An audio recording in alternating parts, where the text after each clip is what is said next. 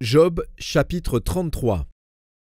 Maintenant donc, Job, écoute mes discours, prête l'oreille à toutes mes paroles. Voici, j'ouvre la bouche, ma langue se remue dans mon palais. C'est avec droiture de cœur que je vais parler, c'est la vérité pure qu'exprimeront mes lèvres. L'Esprit de Dieu m'a créé, et le souffle du Tout-Puissant m'anime.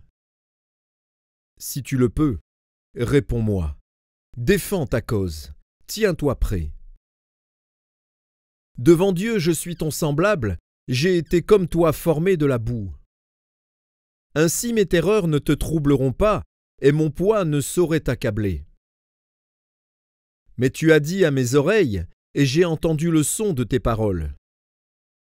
Je suis pur, je suis sans péché, je suis net, il n'y a point en moi d'iniquité.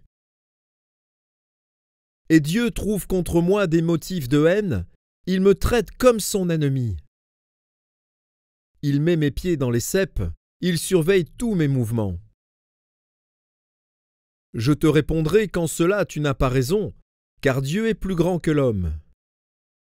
Veux-tu donc disputer avec lui, parce qu'il ne rend aucun compte de ses actes? Dieu parle cependant, tantôt d'une manière, tantôt d'une autre, et l'on n'y prend point garde. Il parle par des songes, par des visions nocturnes, quand les hommes sont livrés à un profond sommeil, quand ils sont endormis sur leur couche. Alors il leur donne des avertissements et met le sceau à ses instructions, afin de détourner l'homme du mal et de le préserver de l'orgueil, afin de garantir son âme de la fosse et sa vie des coups du glaive. Par la douleur aussi l'homme est repris sur sa couche, quand une lutte continue vient agiter ses os. Alors il prend en dégoût le pain, même les aliments les plus exquis. Sa chair se consume et disparaît, ses os qu'on ne voyait pas sont mis à nu. Son âme s'approche de la fosse, et sa vie des messagers de la mort.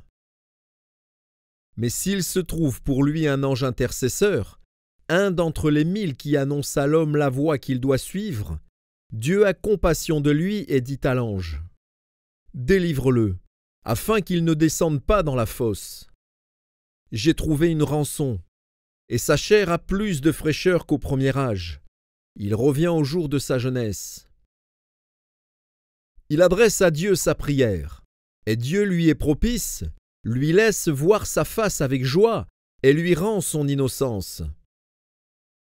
Il chante devant les hommes et dit: j'ai péché, j'ai violé la justice, et je n'ai pas été puni comme je le méritais.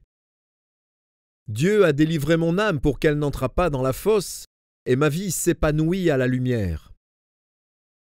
Voilà tout ce que Dieu fait, 2 fois, 3 fois avec l'homme, pour ramener son âme de la fosse, pour l'éclairer de la lumière des vivants.